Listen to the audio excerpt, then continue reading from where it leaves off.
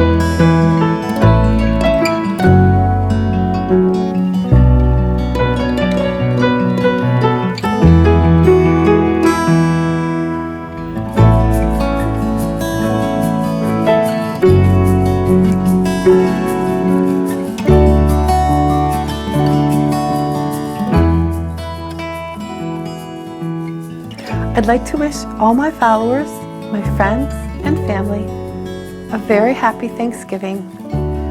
And I will see you next week with another informative and hopefully inspirational video for you.